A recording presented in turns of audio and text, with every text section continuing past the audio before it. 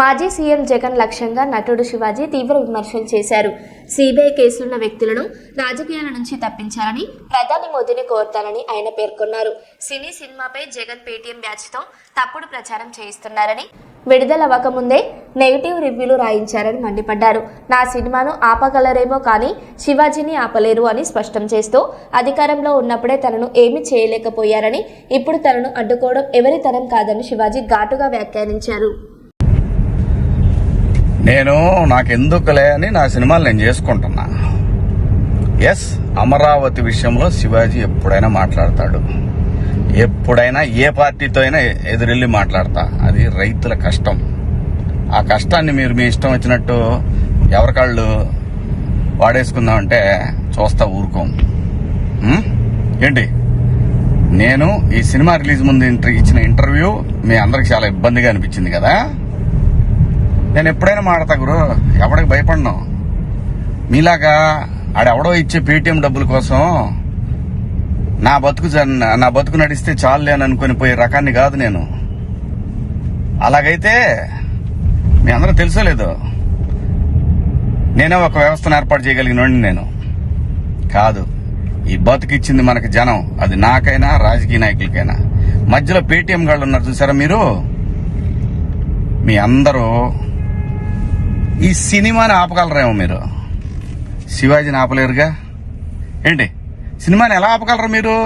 మొత్తానికి ట్వీట్లు వేసి ఇన్స్టాలో మీ ఇష్టం వచ్చినట్టు రెచ్చిపోయి సినిమాకి కొంతమంది ఇక్కడ రెగ్యులర్ గా రివ్యూలు ఇచ్చే వాళ్ళతోటి రాపిచ్చేసి కింద కామెంట్లు పెట్టిచ్చేసి, ఒకడైతే వాడికి ఒక 100K సబ్స్క్రైబర్స్ ఉంటాడు.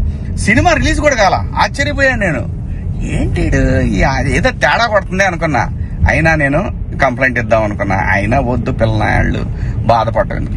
కానీ రే, పేటీఎం బ్యాచ్ నన్ను తగులుకుందాం అనుకుంటే మీ ఓడికే ప్రమాదం. గుర్తుపెట్టుకోండి, నేను జనం కోసం బతికే మనిషిని, జనం డబ్బుల కోసం బతికే మనిషిని కాదు. వద్దు గురు, నా జోలి వద్దు. జగన్ గారు, నేను మళ్ళీ చెప్తున్నా, నాకు రాజకీయాలు వద్దు.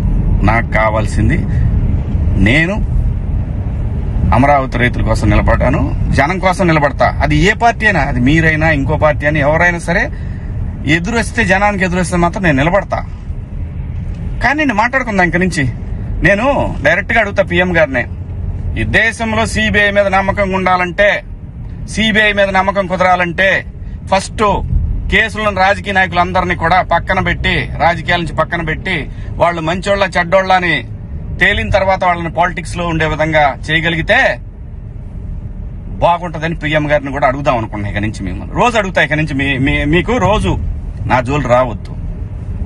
నేను నా బతుకు నేను బతుకుతున్నా, నిజాయితీగా బతుకుతున్నా. ఏ రాజకీయ పార్టీ దగ్గర పోయి చేయి జాపలా. మీరంటే భయపడతామా? ఏం చేస్తారు అబ్బాయి? మీ గవర్నమెంట్ ఉన్నప్పుడే ఏం చేయలేకపోయారు. నన్ను ఎందుకు చేయలేకపోయారు తెలుసా? పైన నేచర్ ఒకటి ఉందిరా అబ్బాయి.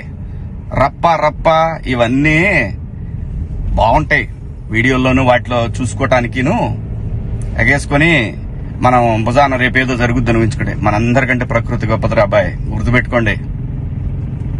అయినా వ్యవస్థ గురించి ఆలోచించాలి కానీ, ఎవడో ఒకటి డబ్బు సంపాదించుకుందాం జనం మీద అని వాడి కోసం వాడిచ్చే 1000 రూపాయలు, 4000, 10,000, 20,000, 1,00,000, 2 లక్షల రూపాయల కోసం ఎంతమంది భావితరాల భవిష్యత్తు ఆడుకుంటారా మీరంతా? బుద్ధుందంటారా మీకేమన్నా? మనందరం ఏమి లేకుండా ఇంత దూరం వచ్చాం కదా. మాట్లాడుకుందారా బాయ్, రేపు నుంచి మాట్లాడదాం మీ నాయకుడి గురించి, మీ పేటీఎం బ్యాచ్ గురించి. ఇంకా ఉన్నారు తీస్తా. ఇప్పుడు దాకా సైలెంట్ గా ఉన్నా నేను. మీరు నా బతుకు దాకా వచ్చారు చూసారా, ఒక్కొక్కటి చూద్దాం, మాట్లాడుకుందాం రా బాయ్.